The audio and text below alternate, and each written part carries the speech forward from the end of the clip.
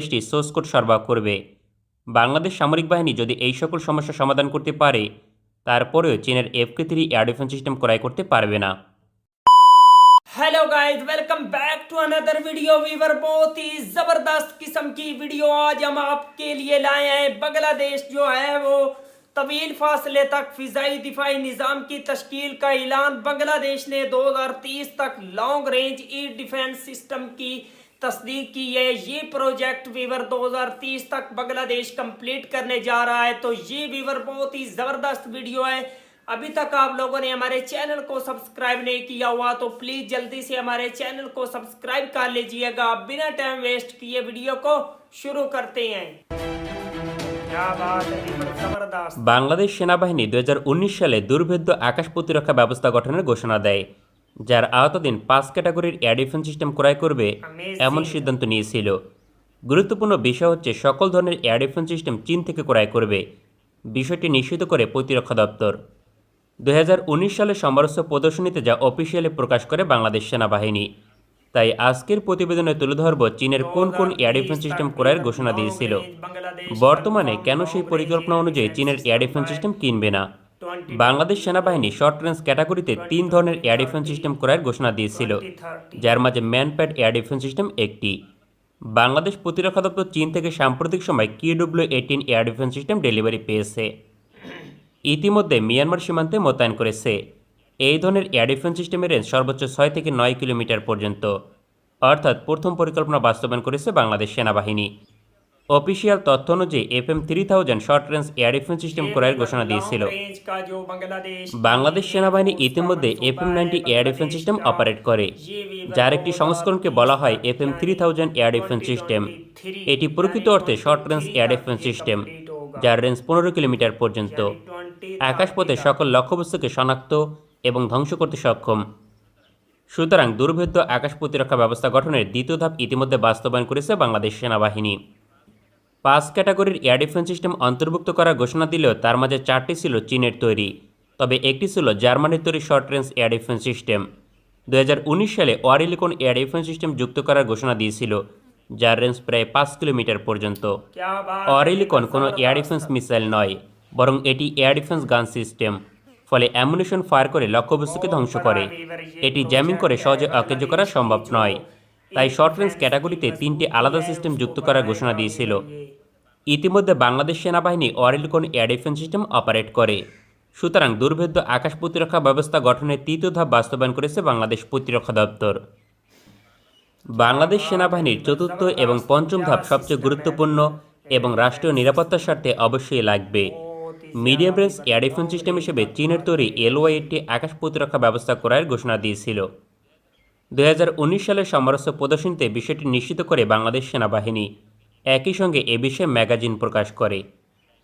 প্রায় 70 কিলোমিটার রেঞ্জের LY-80 medium রেঞ্জের জন্য কার্যকর আকাশ প্রতিরক্ষা ব্যবস্থা, তবে এখনও পর্যন্ত বাংলাদেশ সেনাবাহিনী মিডিয়াম রেঞ্জের এই এয়ার ডিফেন্স সিস্টেম ডেলিভারি পায়নি। এছাড়াও অর্ডার কনফার্ম করেছে কিনা তা নিশ্চিত নয়। যদিও চীন থেকে সমরাস্ত্র ক্রয় করলে ডেলিভারি পাওয়ার পূর্বে তার সম্পর্কে তথ্য প্রকাশিত হয় না, তারপরেও বাংলাদেশ চতুর্থ পরিকল্পনা থেকে পিছিয়ে এসেছে এটি নিশ্চিত করেই বলা যায়।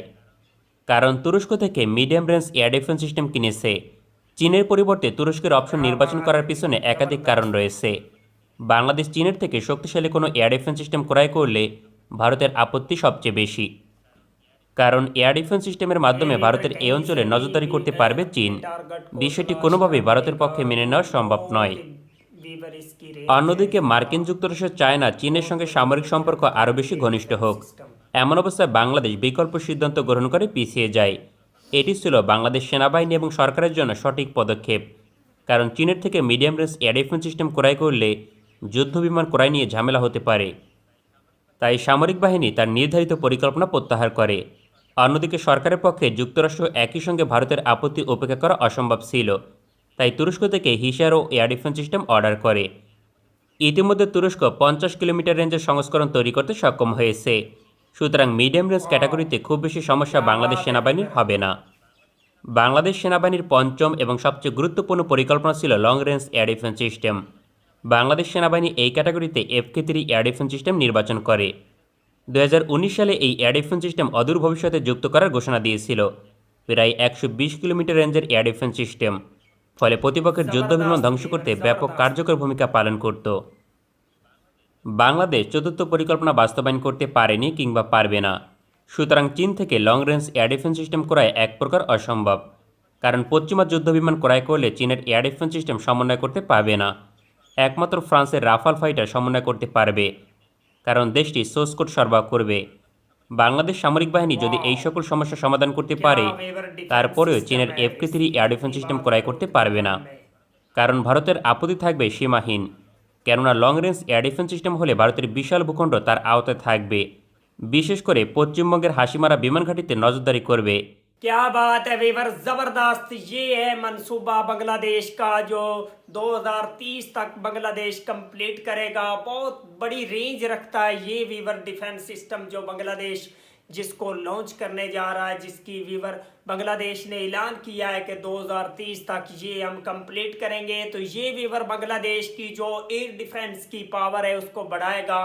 कहीं से भी वीवर अपने टारगेट को ये तलाश कर लेगा। ये डिफेंस सिस्टम इतनी ज़्यादा वीवर स्ट्रॉन्ग किस्म का है कि बांग्लादेश की जो फिजाई में कोई भी अगर चीज़ आती है तो उसको ये डिटेक्ट कर लेगा और उसको निशाना बनाएगा। वीवर ये बहुत बड़ी बात है बांग्लादेश के लिए, बांग्लादेश की आर्मी के लिए ये वीवर बहुत बड़ी अचीवमेंट होगी। इसी तरह के वीवर और भी कई तरह के स्ट्रॉन्ग किस्म के प्रोजेक्ट वीवर बांग्लादेश बनाने जा रहा है। तो ये वीवर बहुत बड़ी गुड न्यूज़ है बांग्लादेशियों के लिए। तो वीवर अभी तक आप लोगों ने हमारे चैनल को सब्सक्राइब नहीं किया हुआ तो प्लीज़ जल्दी से हमारे चैनल को सब्सक्राइब कर लीजिएगा।